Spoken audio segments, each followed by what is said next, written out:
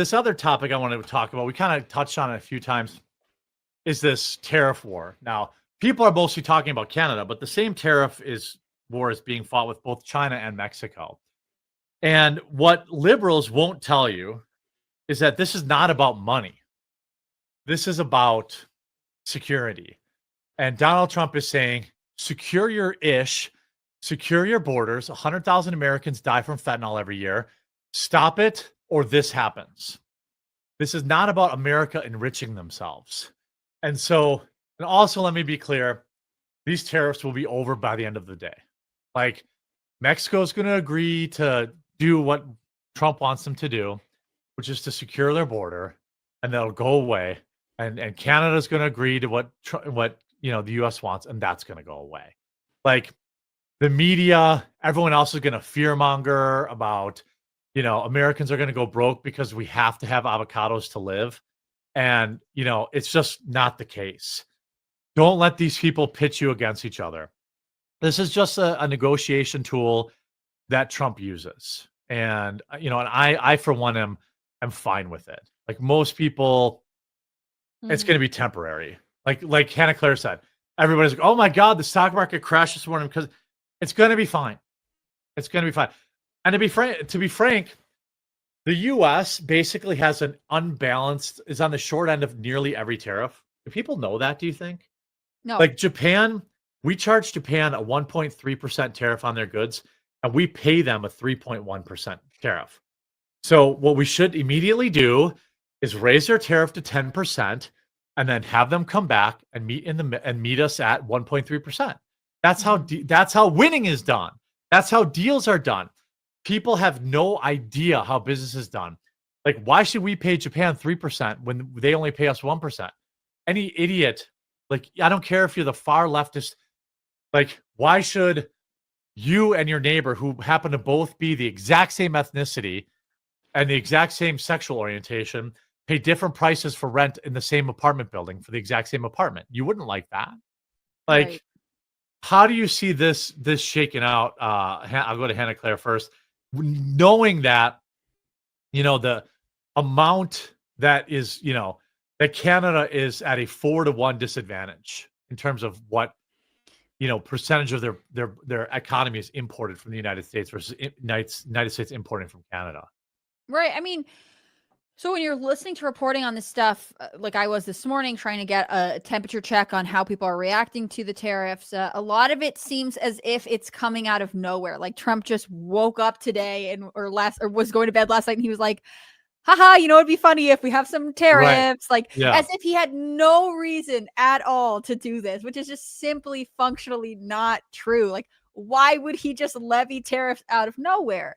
And they don't want to talk about the immigration issues or the security issues or any of the other tariffs that are brought against them. They just want it to be like, berserk Trump suddenly did this thing. We can't explain it, and now you're going to pay. And that's an incorrect narrative. In fact, I think that media outlets that are pushing that are doing a disservice to the public, because they are not at least giving you the full explanation of why this may be something a government would consider. I'm not saying everyone has to agree with everything Trump does, but in this case, like, negotiating with people for the long-term benefit of America is probably his biggest calling as president, right? Like, right. Why else do we have this guy? I don't think that we can get change without disrupting the status quo, especially when the status quo is bad for Americans. The thing about watching the stock market, and I am by no means a financial advisor, but there are some people who, rely on stuff like day trading, where you watch a stock, you buy in the morning, you sell at night, you're trying to make money kind of quickly. And some people hold stocks for a long time. You've talked about this with Rumble. I think that panicking right now because the market is reacting to news, expecting it to be like another, beginning of the Great Depression when all the banks shut down, is frozen. Oh no. I would say, like, Canada felt entitled to the U.S. economy to spur their own economic growth for years. More than 75% of its exports last year went to the U.S. We have a trade deficit of more than $60 billion with Canada. They have no leverage. Like, ultimately, there's just no leverage here to be trying, they have to come to the table and they have to meet in the middle and a deal that is good for America and a deal that is good for Canada. I want a deal that's good for both of them. I don't want to have to own Canadians. I don't want to have to lord over them, their various issues with trade. I think Big Canada just logged in to try and derail Hannah Claire. Looks like she's back, I think. Maybe. There you go. We lost you at Great Depression. I'm watching the wheels spin over and over again. But I think it's a StreamYard's issue. I'm going to level with everyone. I haven't conked out today, have I? No, you haven't, surprisingly. Yeah. Okay, it might be me. It's because this is Hannah Claire's show now. So oh, that's true. That's why. True. You were saying dramatic entrance and exit, Yeah.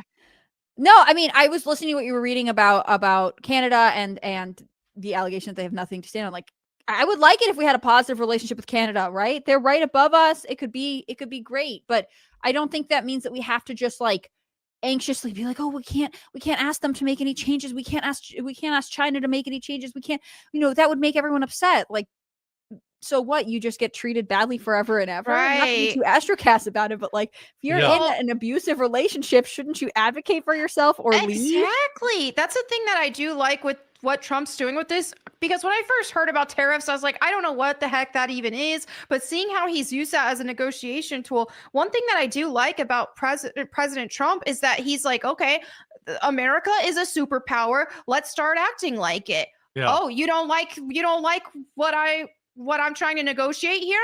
Okay, well, this is what I'm going to do. We're going to up the tariffs. Like, he's actually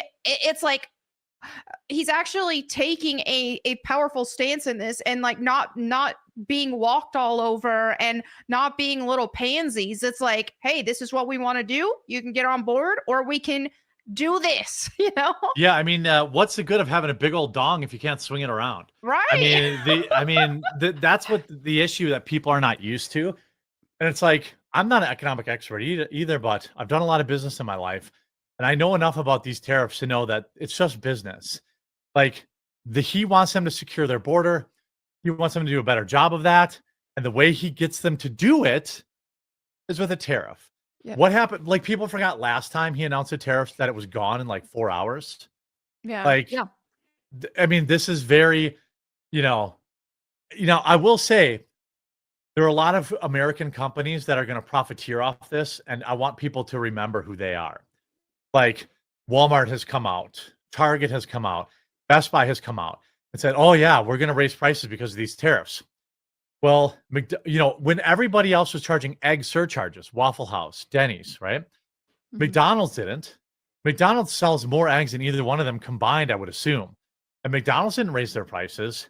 Mm-hmm. So companies have an option on whether or not to figure out, hey, how much of this stuff can I get from somewhere else in the short term? And how much can I eat like a little less profit for a little while?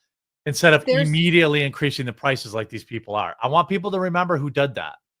There's a formula brand that I actually have it on my list of things to research today because I got served a video of them. I think the brand is called Bobby. And the CEO was like, yeah, we're about to reduce the price of our cans of formula because we spent a lot of time investing in our production in America. And now we're going to we did it so that it would cost us less. So therefore we think it's fair to charge you less for the product. That's so interesting. Like that would be an ideal situation. Right. And again, I don't know what kind of investment they made into their American production. But overall, like there are companies that are like, oh, well, we have to raise prices. So, everything's more expensive. And do they actually do that? Probably not. They are just trying to protect themselves and make sure their margins of profit always stay really high. If you get your syrup from Canada, there's a million other places you can get out of here. If Walmart's like, oh my God, where are we going to get our maple syrup?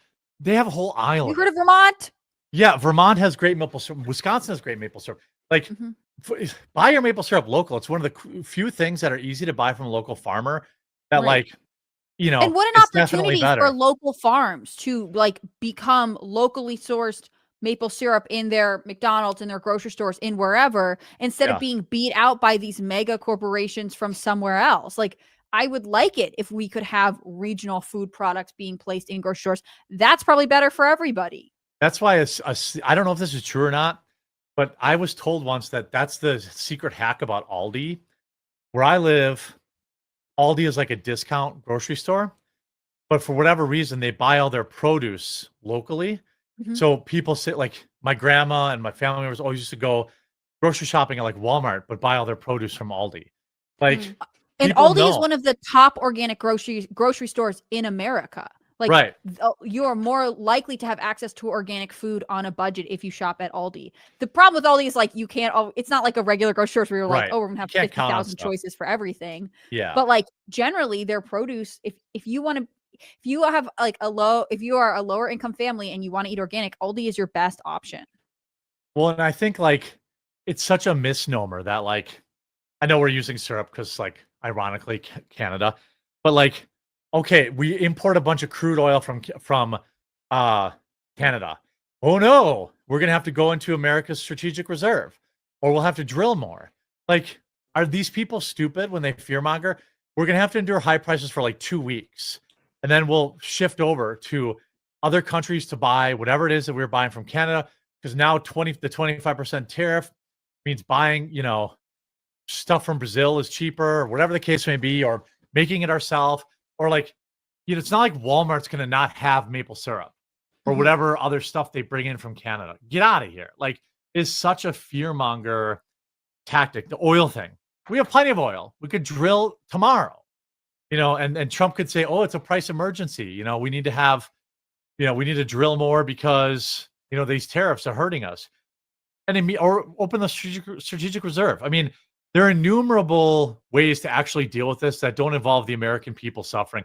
And that's also true for Canada. Right. So it's just about conveniences and like Hannah Claire said, the status quo. Like, right. Europe was like, well, it's our moral duty to be mean to Russia. So when you tariff their oil and their grain products and whatever else, like we think that's justified. But now, right, even though Trump Europe is buys all that, Europe buys billions of dollars in Russian oil still right now. Right. And prices went up when they introduced those tariffs. Like, it's okay when they do it under circumstances, but when Donald Trump is advocating for Americans, how dare he?